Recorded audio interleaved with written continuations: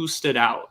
Was there anybody on the 49ers that jumped out, during the joint sessions? I know you were like a couple fields away, but like, was there anything that you saw that maybe the fans at home couldn't see?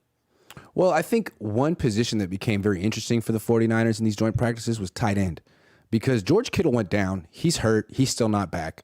And if he's not around, it's like, who is the tight end on this team? They drafted Cameron Latu in the 3rd round. It should be him. But this guy, I mean, especially in this particular session, was just dropping everything. And I don't know that he's even going to make the team or deserves to make the team. But the whole tight end position right now is like standing out in a bad way. Also, the offensive line position is standing out in a bad way. Like, they got worked by the Raiders in one-on-ones. Worked. I mean, every single dude on this offensive line. Raiders have a really good D-line, apparently. I mean, they made Max Crosby look like Nick Bosa for sure. They made Chandler Jones look like Alden Smith. So those were some standouts in a bad way. And then, I don't know, Brock Purdy threw 4 picks in these joint practices. So it was not a good week for the 49ers. It's hard to say like who went down there and showed out. It felt like the Niners went down there and, I don't know, messed around. Mm-hmm. Now, do you think that this might have been the wake-up call that the 49ers needed?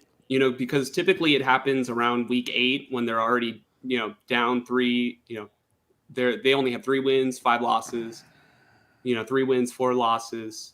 Do you think that hopefully this, wakes them up? How did practice look this week as compared to last week? Defense looked a little bit better, but the offense is still disjointed. I mean, Brock Purdy's over here throwing multiple picks a day. I feel like the Niners are a little bit in denial. Like, they have a bad performance like this, and they say, like, it doesn't matter. We've been to 2 straight NFC Championship games. We start slow. It doesn't matter. We can figure this out.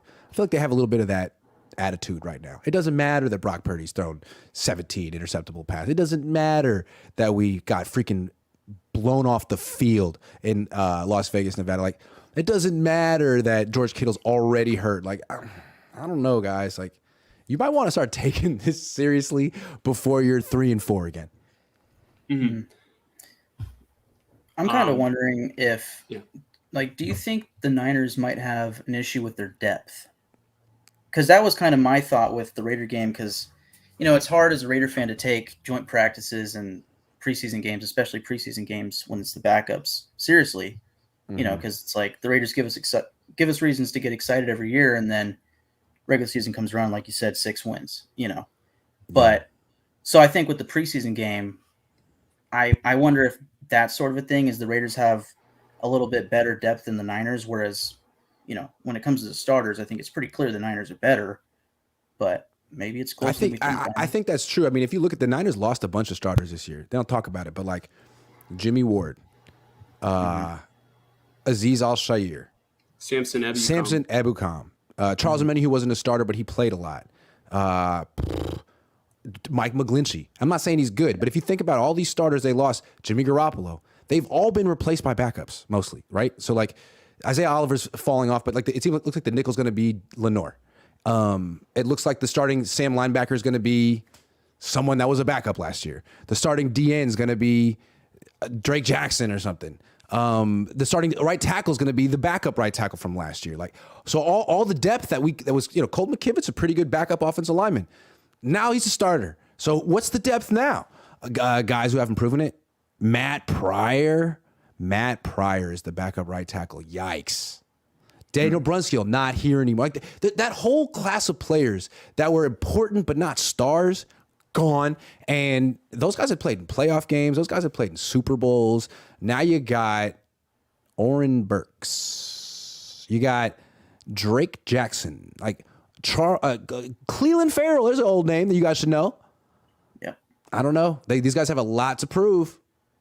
Big shoes to fill. Yeah. So when you talk about the offensive line depth, so behind McKivitz, who would you say has, at least looked adequate at all? None? Who has at least looked adequate? That's a tough one, man. I'm not sure how many legit offensive tackles they have on this team. They have this one guy. He's an undrafted free agent from Hawaii, he went to Hawaii. His name is Ilm Manning. Manning. He's 6'2", and somehow he seems to be able to play that left tackle position pretty well. Other than that, I mean, it ain't Jalen Moore. Leroy Watson seems like a year away. And could you really have a 6'2" undrafted free agent rookie swing tackle? Maybe. I don't think he's going. Probably gonna be Jalen Moore, which is scary. But because I don't know, Matt Pryor in particular. Holy moly, is he slow? Sorry. I mean, so if the Niners get off to like a tough start, or let's just say they don't have a great season, do you think that maybe the fall guy the Niners would point out won't be any of the quarterbacks, but might be the offensive line? Oh, we just need a tackle. We lost McGlinchey, and he was such a great player. It's hard to, typical Niners excuses. Right, because like they spent the whole year saying, hey, how do you guys know that McKivitz isn't going to be good? That's what you said last year about Jake Brendel, and look at how he turned out. So they've been hyping him up. They've compared him to Jake Brendel on the record a lot of times. Jake Brendel was a Pro Bowler last year, so it seems to me that they're sort of predicting a Pro Bowl season for Colt McKivitz. And if he's a freaking liability, I don't see how they can turn around and be like, well, we always kind of knew that he wasn't that good. Well, then why'd you start him and why'd you compare him to Jake? Like, I don't know. Maybe they always find a way to make an excuse, but it feels like they're saying Colt McKivitz is going to be a Pro Bowl right tackle, and Brock Purdy is a franchise quarterback, and they have no weaknesses. They're the best team in the league by far. All their players are great, and they're going to win the Super Bowl because they also have the best coach in the league. They literally have the best everything, and that's why they're going to win the Super Bowl this year. It's nice.